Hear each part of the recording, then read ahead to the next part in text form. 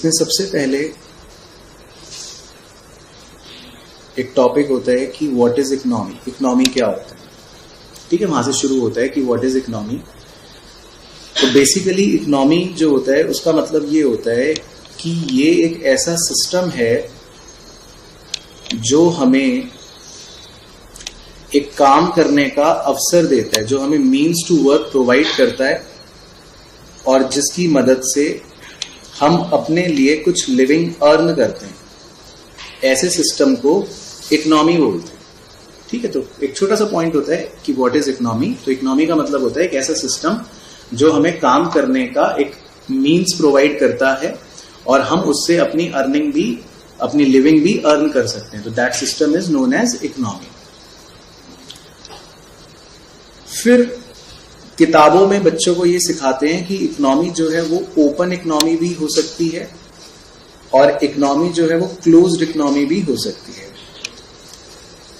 इसका मतलब ये होता है, ओपन इकोनॉमी उसको बोलते हैं जिसमें हम किसी भी दूसरी कंट्रीज के साथ रिलेशंस रखते हैं। हम किसी भी कंट्री को इंपोर्ट एक्सपोर्ट करते हैं किसी के साथ, तो ऐसी इकोनॉमी को बोलते हैं कि we are a open economy, हम ओपन इकोनॉमी हैं।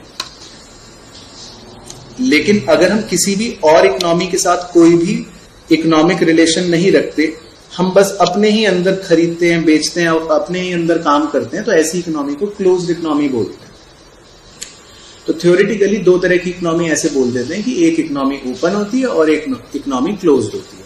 हालांकि क्लोज्ड इकोनॉमी पूरी दुनिया में नहीं होती। जैसा आप सभी बच्चे जानते हो, आजकल तो ग्लोबलाइजेशन का जमाना है, तो क्लोज्ड इकोनॉमी सिर्फ किताबों में रह गई है। तो आजकल की दुनिया में तो सारी की सारी इकोनॉमीज जो है वो ओपन इकोनॉमीज ही होती हैं। फिर इकोनॉमी को देखा जाता है दूसरे नजरिए से भी, जो आपने बहुत पहले जब आप छोटे हुआ करते थे तब पढ़ते थे। एक को बोलते थे कैपिटलिस्ट इकोनॉमी, एक को बोलते थे सोशलिस्ट इकोनॉमी, और एक तो बल्कि दोनों का मिक्सचर होते हैं जिनको बोलते थे मिक्स्ड इकोनॉमी, जिसमें दोनों के गुण होते हैं थोड़े थोड़े। तो इकोनॉमी को कुछ लोग इस नजरिए से भी देखते हैं कि कुछ लोग कहते हैं कि इकोनॉमी कैपिटलिस्ट है या इकोनॉमी सोशलिस्ट है, या फिर जिसमें दोनों के मिक्सचर होता है उसको मिक्स्ड इकोनॉमी भी बोलते हैं। ठीक है, तो बस हमें इसका बेसिक पता होना चाहिए क्या बेसिक चीज होती है। कैपिटलिस्ट इकोनॉमी में जितने भी पावर्स होते हैं, जितने भी रिसोर्सेज होते हैं, वो सब के सब प्राइवेट फर्म्स ओन करते हैं। तो कैपिटलिस्ट इकोनॉमी उसको बोला जाता है जहां पे पूरे देश के जो रिसोर्सेज हैं या जो मेन पावर्स हैं वो किसी भी बड़े प्राइवेट फर्म्स के पास होते हैं, और इन लोगों का सबसे मेन ऑब्जेक्टिव होता है प्रॉफिट कमाना। इनका मोटिव होता है प्रॉफिट मोटिव होता है। तो कैपिटलिस्ट इकोनॉमी बेसिकली ऐसी इकोनॉमी होती है जिसमें सारी पावर्स ज्यादातर प्राइवेट फर्म्स के पास होती हैं और जिनका मोटिव होता है प्रॉफिट कमाना। इसके विपरीत सोशलिस्ट इकोनॉमी जो होती है, उसमें जो मेन पावर्स और सारी चीजें जो होती हैं वो गवर्नमेंट के पास होती है या किसी सेंट्रल पावर के पास होती है, जिसको गवर्नमेंट बोल देते हैं। तो यहां पे सारे डिसीजन, सारी चीजें गवर्नमेंट डिसाइड करती है, और इसीलिए सोशलिस्ट इकोनॉमी में बोला जाता है हाँ कि इनका ऑब्जेक्टिव जो है वो सोशल वेलफेयर है, इनका ऑब्जेक्टिव प्रॉफिट अर्निंग नहीं होता। तो इस तरह से बेसिक डिफरेंस जो है वो हम पढ़ते हैं कि कैपिटलिस्ट इकोनॉमी होता है या सोशलिस्ट इकोनॉमी होता है। ठीक है, तो चैप्टर 1 जब हमारा शुरू होता है तो ये बहुत ही बेसिक चीजों से शुरू होता है कि इकोनॉमी क्या होती है, इकोनॉमी के टाइप्स क्या होते हैं, उनके नेचर्स क्या होते हैं। फिर चैप्टर जब आगे बढ़ता है तो चैप्टर अल्टीमेटली ये बोलता है, ये पूछता है कि इकोनॉमी में प्रॉब्लम क्या होती है। तो what is economic problem, question ये पूछता है। वहां से शुरू होता है चैप्टर हमारा और आगे कि हमारी इकोनॉमी में प्रॉब्लम क्या है, जिसको इकोनॉमिक प्रॉब्लम कहते हैं, कि what is a economic problem.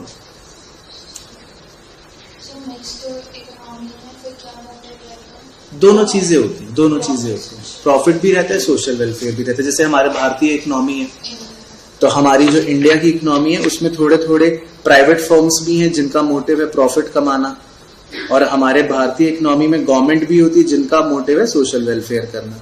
तो मिक्स्ड इकोनॉमी जो होती है उसमें दोनों के थोड़े थोड़े फीचर्स के गुण होते हैं। ऑल्दो ये हमारे 12th के सिलेबस में इतना रेलिवेंट नहीं है, तो इसलिए इन पे ज्यादा हमने को फोकस नहीं करना। हाँ, तो मेन जो चीज है, मेन जो टॉपिक है वो ये कि इकोनॉमिक प्रॉब्लम क्या होती है, what is an economic problem. तो हर इकोनॉमी में एक सबसे बड़ी प्रॉब्लम होती है, जैसे हमारी इंडियन इकोनॉमी है, यूएस इकोनॉमी है, अलग अलग कंट्रीज की अलग अलग इकोनॉमी है, तो सबसे बड़ी एक इकोनॉमिक प्रॉब्लम होती है, वो पता होनी चाहिए कि क्या है। तो क्या है सबसे बड़ी इकोनॉमिक प्रॉब्लम? वो आप चले गए, हाँ आप तो चले गए रीजंस पे।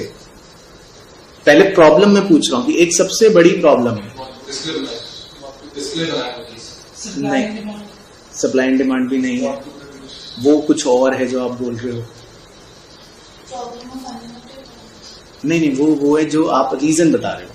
तो मैं लिखता हूं, प्रॉब्लम का नाम है, सबसे बड़ी प्रॉब्लम का नाम है प्रॉब्लम ऑफ चॉइस। इसको बोला जाता है इकोनॉमिक प्रॉब्लम। हाँ, तो प्रॉब्लम ऑफ चॉइस को बोलते हैं इकोनॉमिक प्रॉब्लम। ठीक है, तो इसमें मैं अभी दोबारा से आऊंगा, दोबारा से इसको डिटेल में समझेंगे, पर हमें क्वेश्चन अगर आएगा तो अपने को 1 नंबर में आंसर पता होना चाहिए। अगर क्वेश्चन ने पूछा what is an economic problem, तो हमें आंसर में लिखना है प्रॉब्लम ऑफ चॉइस। ठीक है, अब प्रॉब्लम ऑफ चॉइस जो होती है, इस प्रॉब्लम के होने के पीछे 3 रीजंस होते हैं, कुछ कारण होते हैं कि क्यों ये प्रॉब्लम ऑफ चॉइस आती है। उसके पीछे 3 रीजंस होते हैं।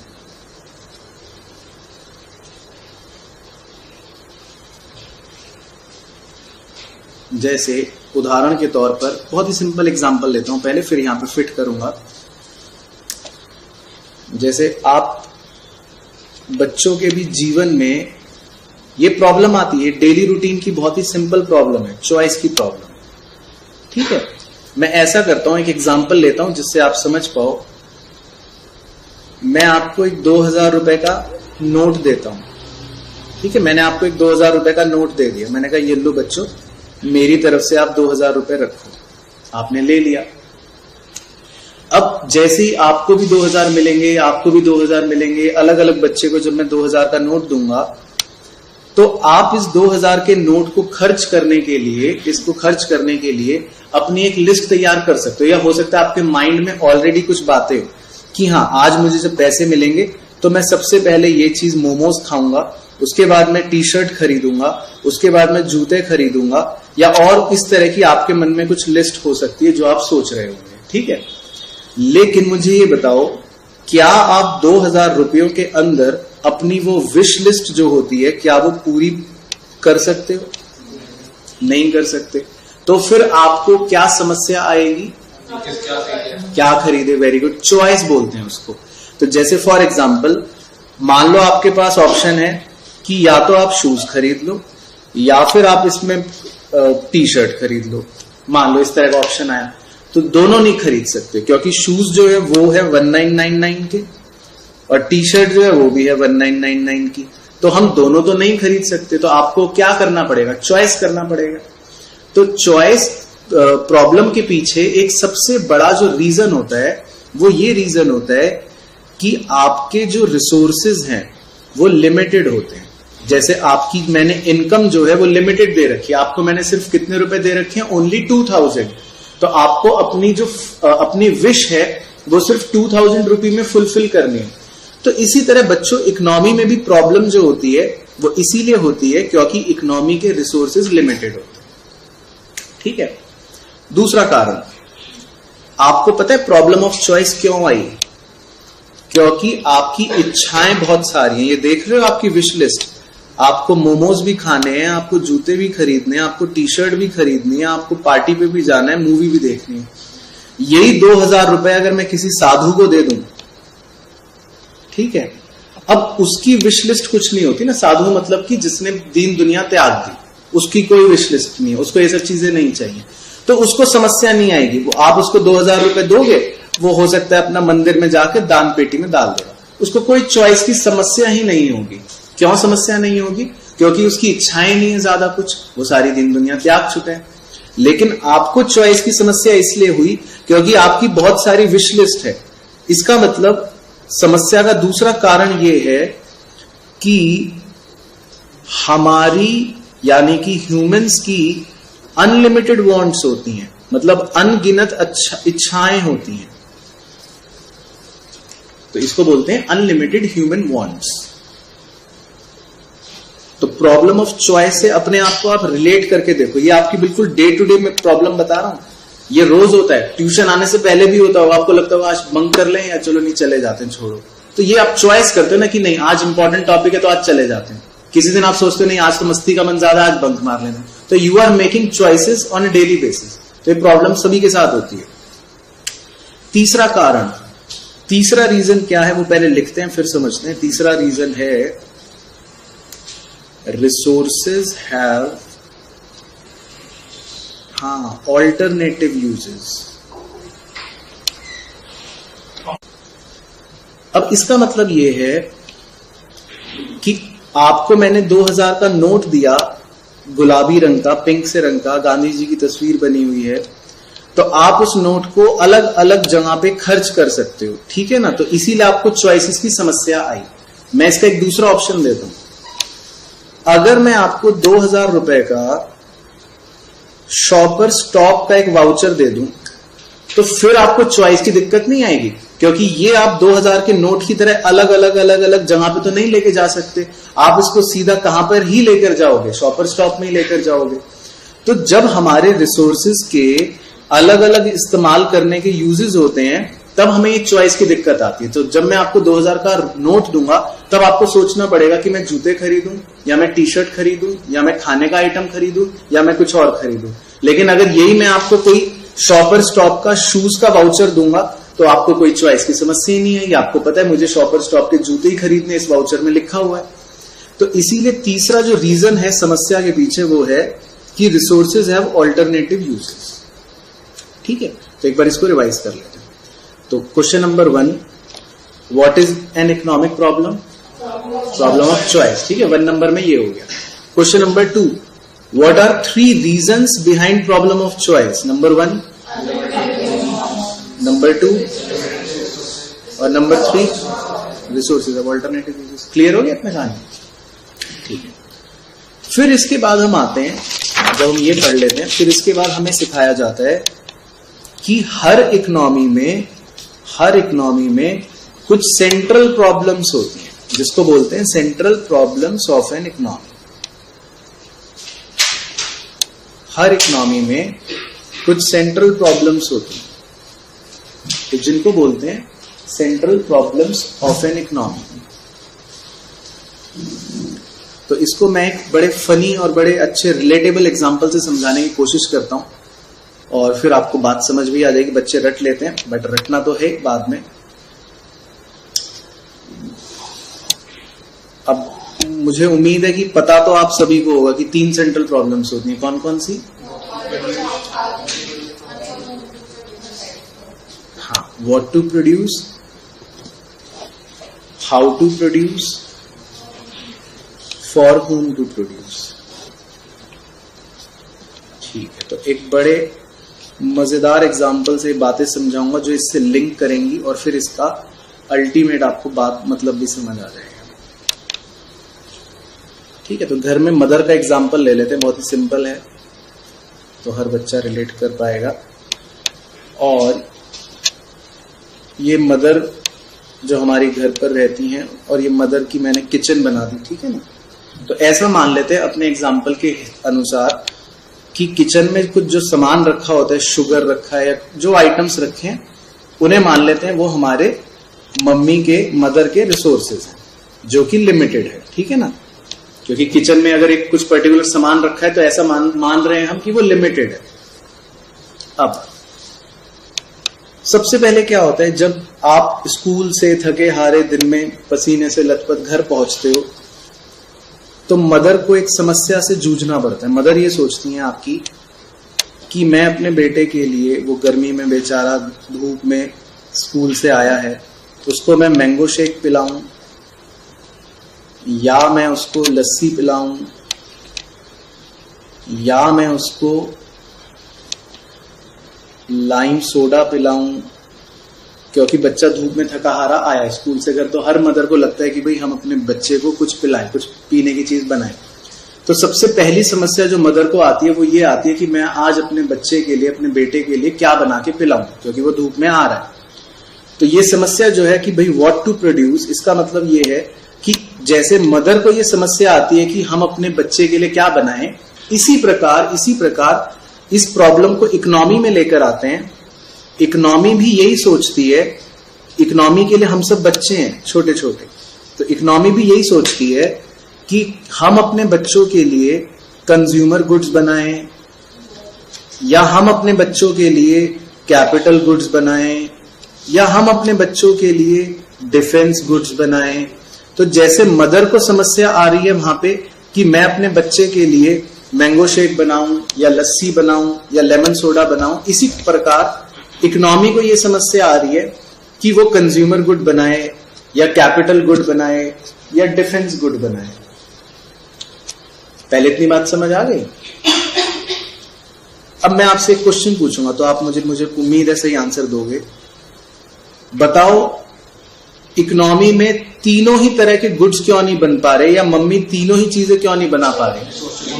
वेरी गुड, क्योंकि किचन में लिमिटेड रिसोर्सेज है, तीनों चीजें बन नहीं सकती। ठीक है ना, ऐसा मान लेते हैं हम, शुगर जो है वो लिमिटेड है, सॉल्ट या मैंगो लिमिटेड है, तीनों चीजें बन नहीं सकती, कर्ड लिमिटेड है। तो इसी प्रकार इकोनॉमी में भी सारे गुड्स नहीं बन सकते। ठीक है, तो मम्मी बताओ, मम्मी डिसीजन मेकिंग कैसे करती होंगी? आपको क्या पिलाया जाए, इस बात का फैसला कैसे हो? डिमांड तो हम करते हैं, डिमांड तो बच्चा करता है, तो बच्चा तो अभी स्कूल से आया नहीं है, वो तो स्कूल में है। अब मम्मी सोच रही है, हाँ वेरी गुड, वेरी वहां से आ गया आंसर। इजी नहीं, देखो माँ ये नहीं सोचते, तुम लोग गलत, माँ के प्यार को नहीं समझ रहे। ये कह रहे हो जो सबसे ज्यादा इजी हो, नहीं, ये तो गलत है। मम्मी ये नहीं थोड़ी ना देखेंगी जो इजी है, मम्मी ये देखेंगी जो इन्होंने बोला कि बच्चे को, मेरे बच्चे को सबसे ज्यादा पसंद क्या है। माँ जो है वो माँ किस बेसिस पे डिसीजन लेती है कि मेरे बच्चे को तीनों में से वैसे सबसे अच्छी चीज कौन सी लगती है। ठीक है ना, तो इसको बोलते हैं, मैं इसको अंग्रेजी में कन्वर्ट कर देता हूं, सेटिस्फैक्शन एक तरह से। ठीक है ना, आपको वही चीज पसंद होगी जिसको पीने के बाद आपको सबसे ज्यादा संतुष्टि मिलती है। अब देखना लिंक, तो जिस प्रकार मदर अपने बच्चे की सेटिस्फैक्शन का ध्यान रखती है, इसी प्रकार इकोनॉमी पता है कैसे डिसाइड करती है कि कितने गुड्स बनाएं। इकोनॉमी भी वही गुड्स बनाती है या वही कॉम्बिनेशन बनाती है जिसमें हम बच्चों को, यानी इकोनॉमी को मैक्सिमम सेटिस्फैक्शन मिलता है। तो जैसे मम्मी हमारी पसंद के अनुसार हमारे सेटिस्फैक्शन को ध्यान में रख के कोई चीज बनाती है, उसी तरह इकोनॉमी भी ये ध्यान में रखती है कि देश की जनता को मैक्सिमम सेटिस्फैक्शन कब मिलेगा, और वही गुड्स बनाती है। पहले इतनी बात क्लियर हो गई? तो चलो मान लेते हैं कि आपकी मदर ने आपकी पसंद को ध्यान में रख के कौन सा गुड सेलेक्ट कर लिया, मैंगो शेक सेलेक्ट कर लिया। ठीक है, अब आते हैं जी प्रॉब्लम नंबर 2 पे। अब आपकी मदर सोच रही हैं, या आपकी मदर के पास 2 ऑप्शंस हैं। या तो आपकी मदर मैंगो शेक बनाने के लिए एक मिक्सर का इस्तेमाल कर सकती हैं, ठीक है, जिसमें सारी चीजें इलेक्ट्रॉनिकली हो जाएंगी। ठीक है, मैंगो भी डाला अपने आप हो गया, मिल्क भी डाला, शुगर भी डाला, सब कुछ करा अपने आप मिक्सर में, मैंगो शेक बन के तैयार हो गया। या फिर हो सकता है उस समय लाइट ना हो या कुछ और दिक्कत हो, या माँ को लगे कि आज तो मैं अपने बेटे को अपने हाथों से ही बना के मैंगो शेक पिलाऊंगी अच्छे से खुद से। तो उस केस में मदर ने मिक्सर का इस्तेमाल नहीं करा और मम्मी बना रही है मैंगो शेक अपने ही हाथों से बना रही है। ठीक है, तो किसी भी एक प्रोडक्ट को बनाने के लिए, किसी भी एक चीज को बनाने के लिए 2 रास्ते होते हैं, या तो हम मशीनों का सहारा लेते हैं या फिर हम मशीनों का सहारा नहीं लेते। ठीक है, इन टेक्निक्स को बोलते हैं, इसी तरह इकोनॉमी में इन्हें बोलते हैं कैपिटल इंटेंसिव टेक्निक, मतलब जिनमें हम मशीन्स का सहारा लेते हैं, और या फिर एग्जैक्टली लेबर इंटेंसिव टेक्निक, जिसमें हम लेबर या जिसको मजदूर कह लो उसका सहारा लेते हैं, मतलब हैंड। तो इकोनॉमी में भी दूसरी समस्या ये आती है कि हमने गुड्स तो डिसाइड कर लिए, हमने ये तो डिसाइड कर लिया कि कौन सा गुड बनाएं, पर हाउ टू प्रोड्यूस, हम उस गुड को कैसे बनाएंगे, तो एक बार मुझे बताओ दो टेक्निक्स कौन कौन सी हैं? कैपिटल इंटेंसिव और लेबर इंटेंसिव। यहां तक क्लियर हो गया? यहां तक क्लियर? अब बताओ मदर दोनों में से कौन सी टेक्निक अपनाएंगी?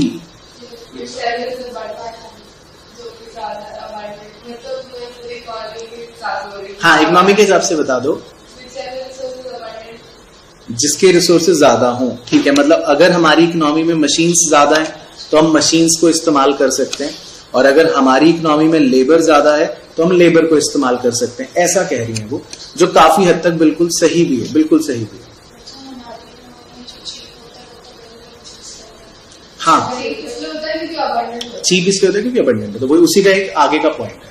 तो जो आपने कहा कि अगर हमारी इकोनॉमी में मशीन सस्ती है, चीप है, तो हम ये ज्यादा इस्तेमाल करेंगे। अगर हमारी इकोनॉमी में लेबर चीप है, सस्ते हैं, तो हम लेबर का इस्तेमाल करेंगे। ठीक है, तो बिल्कुल एग्जैक्टली यही पॉइंट लिखवाऊंगा ब्रीफ में। बेसिकली जो सस्ता वर्ड आपने बोला, जो चीप वर्ड बोला, बस उसी को लिखना है। जो भी टेक्निक कॉस्ट एफिशिएंट होती है, कॉस्ट एफिशिएंट का मतलब है कि जिसमें हमारा खर्चा कम आए, तो इकोनॉमी वही टेक्निक इस्तेमाल करती है जो कॉस्ट एफिशिएंट होती है।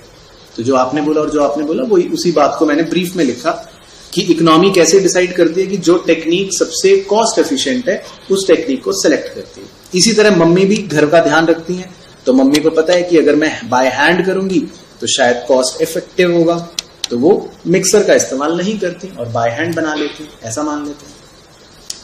यहां तक कहानी क्लियर पहले? चलो अब सबसे बड़ी समस्या।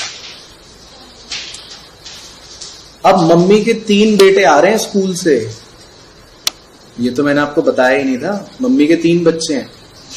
ये सबसे बड़ा भाई ए, ये मंझला बी, और ये सबसे छोटा सी। रिसोर्सेज है लिमिटेड, तो मैंगो शेक एक ही बनेगा क्योंकि रिसोर्सेज लिमिटेड है, तुमने पहले ही तय कर लिया था।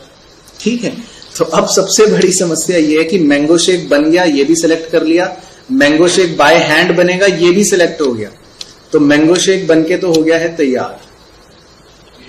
हाँ, अब समस्या सबसे मेन है कि फॉर होम टू प्रोड्यूस, हम मैंगो शेक दिया किसको जाएगा? जिसको सबसे ज्यादा नीड होगी। तो तीनों ही थके हैं, तीनों कह रहे हैं मम्मी मुझे चाहिए, मैं तो बहुत थका हुआ हूं। तीनों कह रहे हैं मुझे नीड है, नीड तो तीनों को है, इक्वली देंगे। तो ये कह रहे हैं कि तीनों को इक्वली दे देंगे। ठीक है, तो ये मैं नोट कर लेता हूं। इन्होंने बोला कि तीनों बच्चों को फिर हम इक्वली दे देंगे। और कोई बच्चा अपनी इस पे राय देना चाहता है कि मैंगो शेक किस बच्चे को मिलेगा? नहीं, वो तो मम्मी ने शुरू में डिसाइड कर लिया ना। वो तो जब लस्सी और लेमन सोडा कट गया, इसका मतलब बच्चों को मैंगो शेक पसंद है, वो तो शुरू में होगी बात। हम स्टेज 1 और स्टेज 2 से तो पास हो गए। नीड तो तीनों का, वो तो तीनों थके हुए हैं और तीनों को फुल भूख लग रही है, प्यास लग रही है, तीनों को फुल नीड है। यही तो ट्रेजेडी है ना इकोनॉमी में भी। नीड सबको है, यही तो इकोनॉमी के साथ भी दिक्कत आती है ना। नीड हम सबको है, लेकिन इकोनॉमी हम सबकी नीड्स फुलफिल नहीं कर सकती, क्योंकि इकोनॉमी में भी क्या है? लिमिटेड रिसोर्सेज है। तो जैसे मम्मी 3 ग्लास मैंगो शेक नहीं बना सकती क्योंकि किचन में रिसोर्सेज लिमिटेड है। तो अब किस बच्चे को मिलेगा मैंगो शेक? तो आपने कहा इक्वली बांट दो, तो मैं आपको थोड़ी सी स्टोरी सुनाता हूं। मम्मी कहती है कि बेटा बाजार से ना धनिया ले आओ जरा। ठीक है, मम्मी कहती है बेटा बाजार से धनिया लेकर आना है।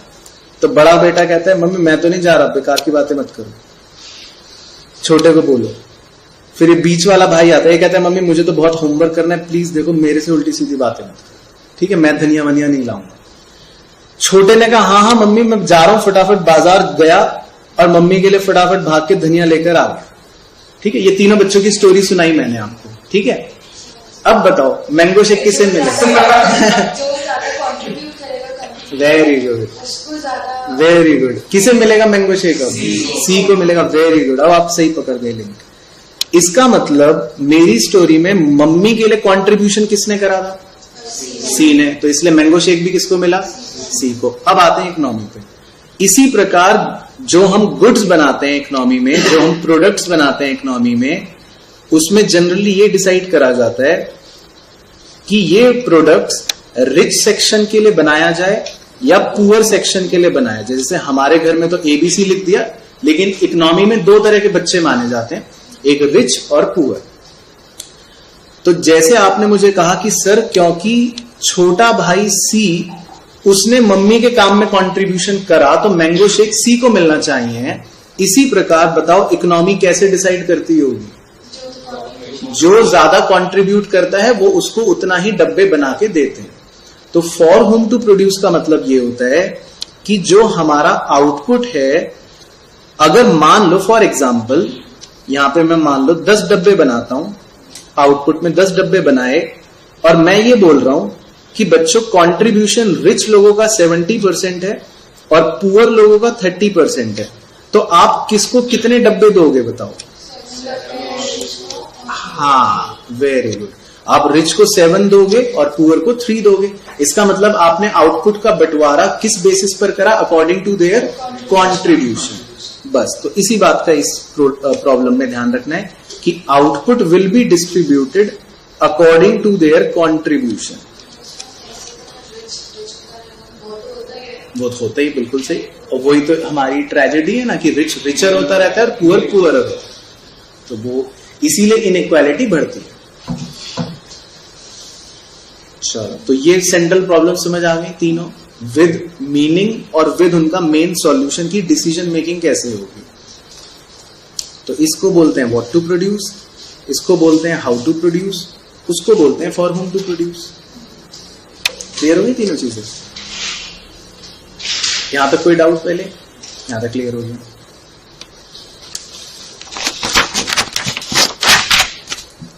फिर इसके बाद जो अगला टॉपिक होता है, उस टॉपिक का नाम है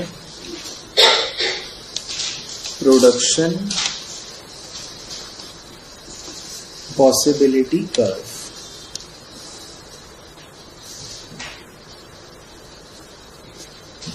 प्रोडक्शन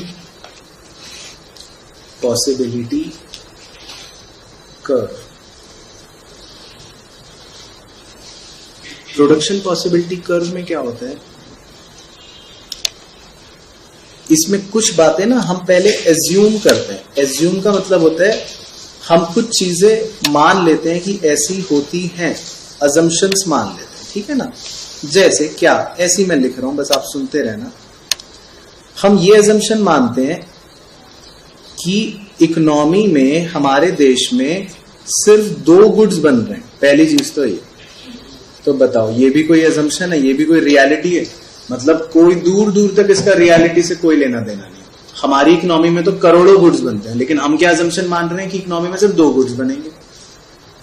दूसरा, हम ये मानते हैं, अजम्पशन ये मानते हैं कि टेक्नोलॉजी जो है वो चेंज नहीं होगी। बताओ ये तो कितना बड़ा मतलब हम झूठ मान रहे हैं।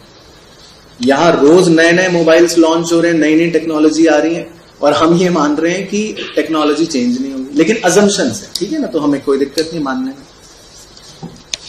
तीसरा ये मानते हैं कि रिसोर्सेज जो हैं हमारे, या जैसे उनको कह लो लेबर कह लो, आर नॉट इक्वली एफिशिएंट।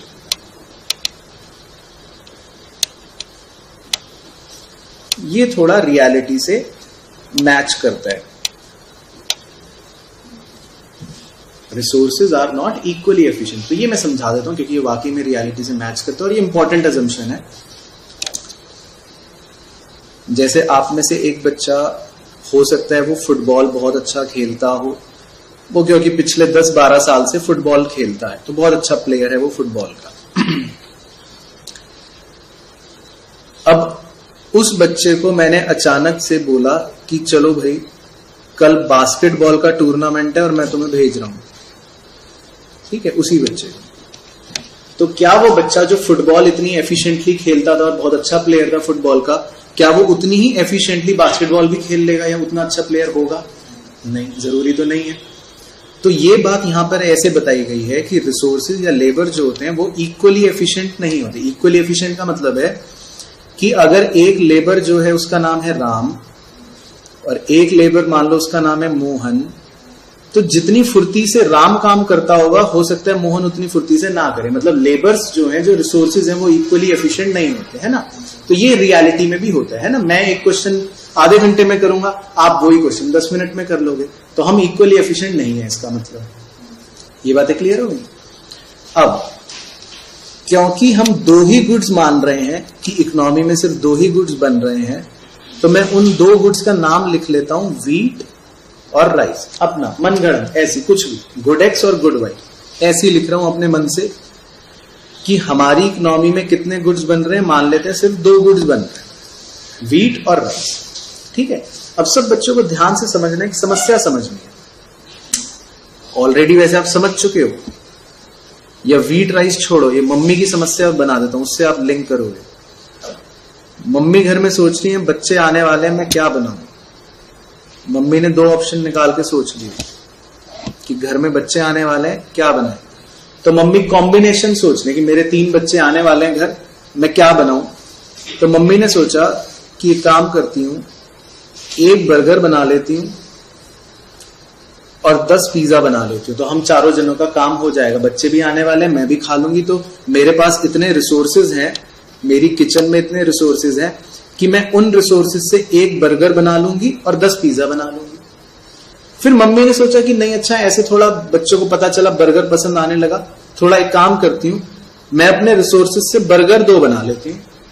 तो जब मम्मी बर्गर की क्वांटिटी बढ़ाना चाहेंगी, तो सेम रिसोर्सेज में पिज्जा की क्वांटिटी क्या होगी, कम हो जाएगी। बात समझ में आ रही है। तो पिज्जा की क्वांटिटी जो है वो मान लो फिर हो गई 8 हो गई। तो इसका मतलब मम्मी जो है अगर बर्गर की क्वांटिटी बढ़ा रही है, तो पिज्जा की क्वांटिटी क्या हो रही है, कम हो रही है, क्योंकि रिसोर्सेज तो सेम है। फिर मम्मी ने एक और कॉम्बिनेशन सोचा कि मैं ऐसा करती हूँ 3 बर्गर बना लेती हूँ, तो अगर रिसोर्सेज से 3 बर्गर बनने शुरू हो जाएंगे तो पिज्जा की क्वांटिटी और कम हो जाएगी। तो मान लो पिज्जा की क्वांटिटी हो गई 5, तो ये भी मम्मी ने कॉम्बिनेशन बनाया। और मम्मी ने सोचा चलो मैं एक और कॉम्बिनेशन बना के देखती हूँ कि अगर मैं 4 बर्गर बनाती हूँ तो फिर पिज्जा की क्वांटिटी और कम हो जाएगी। फिर मान लो पिज्जा बन रहा है 1। तो इस तरह से मम्मी ने कुछ अपने अवेलेबल रिसोर्सेज के अनुसार कॉम्बिनेशंस बनाए, 4 अलग अलग कॉम्बिनेशन बनाए, 1 और 10, 2 और 8, 3 और 5, 4 और 1। ठीक है। अब सिर्फ देखते रहना। फिर मम्मी को मन करा चलो मैं इकोनॉमिक्स पढ़ती हूं और क्यों ना मैं इन कॉम्बिनेशंस का एक डायग्राम बनाऊं।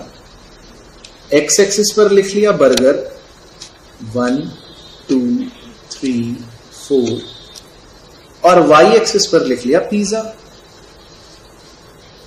2, 4, 6, 8, 10। तो मम्मी ने सोचा कि ये जो मेरे अलग अलग 4 कॉम्बिनेशंस हैं, चलो मैं इनकी प्लॉटिंग करती हूँ। आपको होमवर्क करवाती थी ना मम्मी बचपन में, तो मम्मी भी सीख देंगे कैसे प्लॉटिंग करते हैं। तो मम्मी ने भी एक्स एक्सिस वाई एक्सिस खींचा और इन कॉम्बिनेशंस की प्लॉटिंग कर रही हूं। तो मैं ऐसे ही कर रहा हूं, जरूरी नहीं एग्जैक्ट मैच हो, अपने मन से ऐसे ही कुछ भी कर रहा हूं। ठीक है। कुछ इस तरह की प्लॉटिंग बन गई। तो मम्मी ने कहा हाँ प्लॉटिंग तो मेरी बन गई 1,10, फिर 2,8, फिर 3,5, फिर 4,1। तो मम्मी ने कहा चलो मैं इसको ज्वाइन कर देती हूं। तो एक कर्व बन गया। तो इकोनॉमी में इस कर्व को बोलते हैं प्रोडक्शन पॉसिबिलिटी कर्व।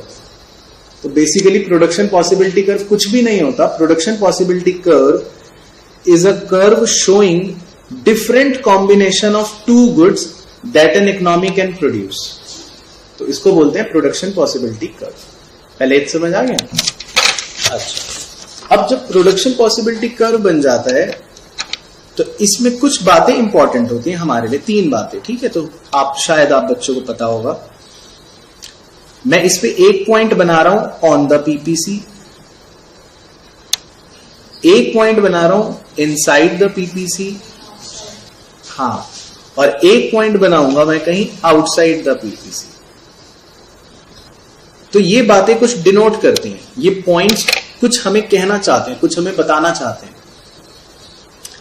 जो पॉइंट ऑन द पीपीसी होता है ये हमें कहता है कि we are fully utilising our resources. तो इसको इसीलिए बोल देते हैं फुल यूटिलाइजेशन।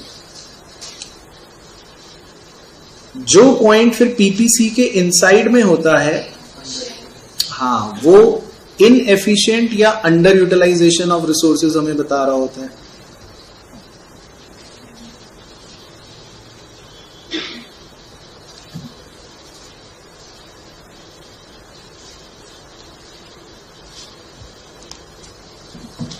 और जो पॉइंट तो पीपीसी के बाहर होता है उसे बोलते हैं अनअटेनेबल।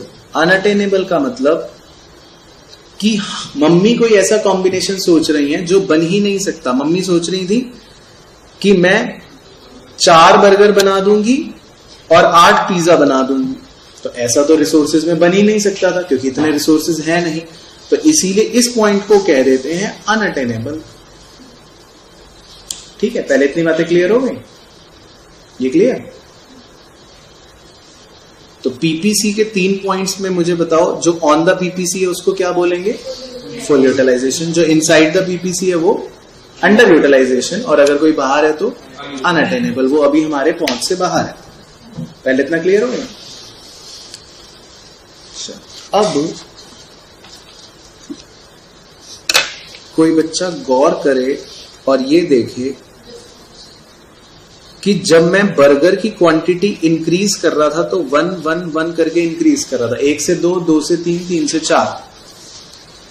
लेकिन जब मैंने पिज्जा की गिरावट करी तो पिज्जा की गिरावट पहले 2 हुई, फिर 3 हुई और फिर 4 हुई, क्योंकि पहले 10 पिज्जा से 8 हुए यानी 2 की गिरावट, फिर 8 से 5 हुए तो यानी 3 की गिरावट, और फिर 5 से 1 हुए यानी 4 की गिरावट। ठीक है, तो इसको बोलते हैं, गिरावट को अंग्रेजी में कह देते हैं सैक्रिफाइस, और जो हम एडिशनल बना रहे हैं इसको प्रोड्यूस्ड बोल देते हैं या गेन्ड बोल देते हैं।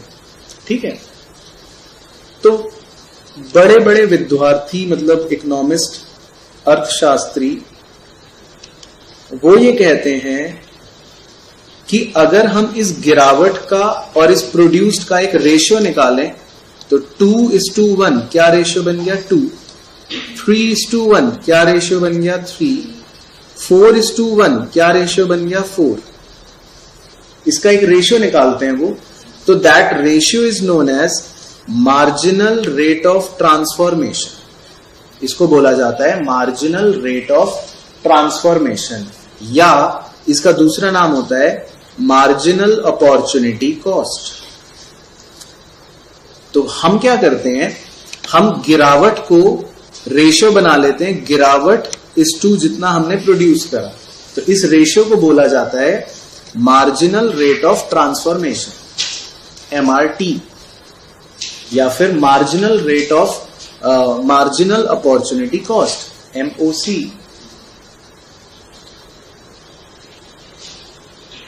ठीक है, ये बात क्लियर हो गई? और सबसे मजेदार पॉइंट आपके लिए, तो सबसे मजेदार point,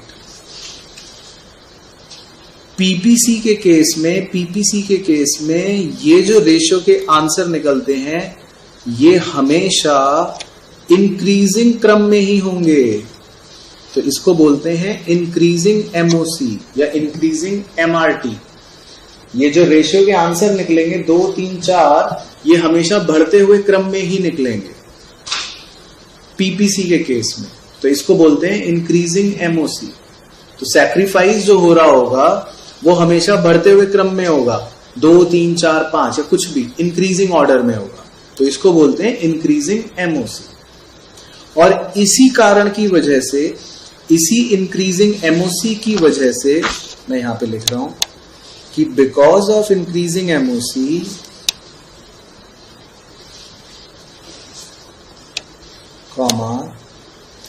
the shape of PPC is concave।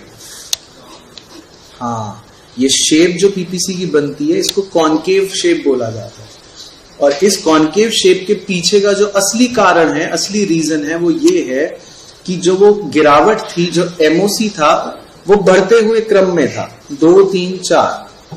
अगर वो बढ़ते हुए क्रम में ना होता तो ये पीपीसी भी कॉन्केव ना बनता। अगर बाय ऐसी हाइपोथेटिकली मान रहा हूं, अगर वो गिरावट घटते हुए क्रम में होती 4, 3, 2, तो पीपीसी का शेप फिर थोड़ा थोड़ा कॉन्वेक्स होना शुरू हो जाता। तो गिरावट के रेट के अनुसार ही पीपीसी अपनी शेप पकड़ता है। तो अगर एमओसी इंक्रीजिंग है तो क्या शेप होगी?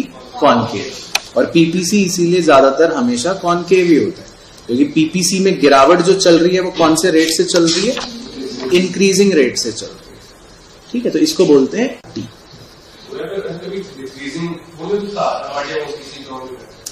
नहीं, पीपीसी कॉन्सेप्ट में ये माना जाता है कि एमओसी कभी भी डिक्रीजिंग नहीं होगा, तो इसीलिए हमेशा हर जगह पीपीसी का शेप कौन सा बनाते हैं? कॉनकेव बनाते हैं। हाँ, अगर क्वेश्चन पूछ ले कि अगर डिक्रीजिंग एमओसी है तो क्या शेप होगी, तो हम आंसर लिखेंगे कॉन्वेक्स शेप होगी।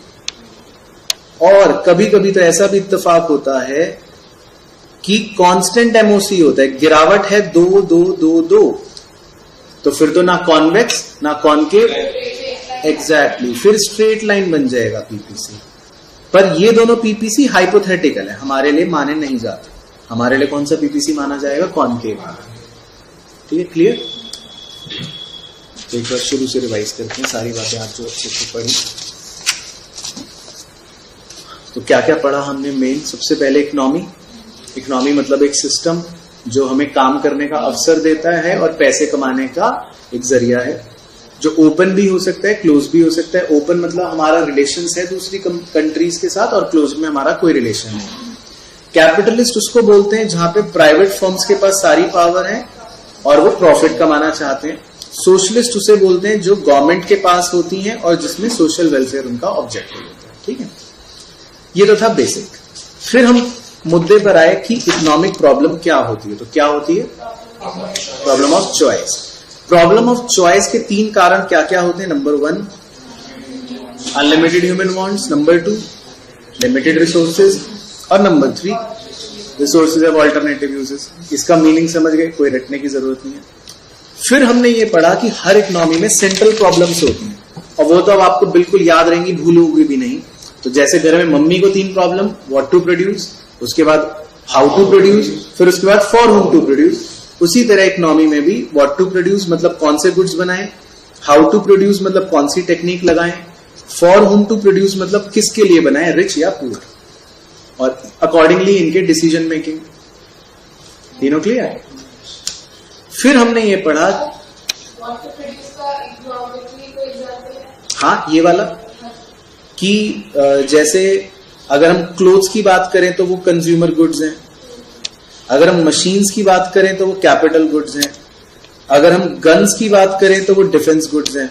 तो इकोनॉमी को भी ये सोचना पड़ता है, पता चले इकोनॉमी में सिर्फ हम बंदूकें बनाए जा रहे हैं, ना तो मशीनें बन रही ना कपड़े बन रहे, तो फिर गड़बड़ हो जाएगी। तो इसी तरह इकोनॉमी को भी अलग अलग तरह के गुड्स में डिसाइड करना पड़ता है कि कौन सा गुड बनाए, ज्यादा या कम या कितना। तो वो इकोनॉमी डिसाइड करती है, जैसे वहां पे मदर ने डिसाइड करा था। जैसे हम देखते हैं कि भाई कितने लोगों को कपड़ों की आवश्यकता है तो उतने हम कंज्यूमर गुड बनाएंगे, कितने लोगों को मशीनों की आवश्यकता है तो हम उतने हम कैपिटल गुड बनाएंगे, अपनी सुरक्षा के लिए कितनी बंदूकें चाहिए उस हिसाब से हम डिफेंस गुड्स बनाएंगे। तो बस हम उस हिसाब से अपने रिसोर्सेज को एलोकेट कर देते हैं। हाँ, तीनों पॉइंट्स को एक साथ देख के बनाएंगे। तो मान लो अल्टीमेटली हमने ऐसा सेलेक्ट कर लिया कि हम 4 ये बनाएंगे, 2 ये बनाएंगे और 5 ये बनाएंगे, तो इससे हमारे देश के सभी लोग मैक्सिमम सेटिस्फाइड हो जाएंगे। तो हम इस तरह का कॉम्बिनेशन फिर चूज कर लेते हैं। और हाउ टू प्रोड्यूस में डिसीजन मेकिंग क्या होती है कि कौन सी टेक्निक कॉस्ट एफिशिएंट है, ठीक है ना, कौन सी टेक्निक चीप है जिसमें कम खर्चा आए। और फॉर होम टू प्रोड्यूस में क्या डिसीजन मेकिंग देखते हैं?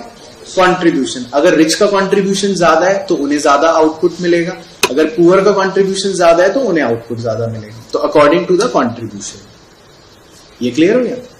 फिर उसके बाद लास्ट टॉपिक जो आपने सीखा कि अगर इकोनॉमी सिर्फ 2 गुड्स बनाए और उन 2 गुड्स के अलग अलग कॉम्बिनेशंस को हम ग्राफ पर प्लॉट कर दें तो क्या कर्व बन जाएगा? पीपीसी कर्व बन जाएगा। पीपीसी में अगर बिंदी ऑन द पीपीसी है तो full utilisation, inside the PPC है तो इनएफिशिएंट यूटिलाइजेशन, और अगर बाहर है तो अनअटेनेबल। और क्योंकि कॉम्बिनेशंस में ये गिरावट जो है जिसको एमओसी बोलते हैं, वो इंक्रीजिंग क्रम में है, तो इसीलिए शेप क्या होती है, कॉनकेव होती है। अगर ये डिक्रीजिंग क्रम में होती तो कॉन्वेक्स हो जाती है।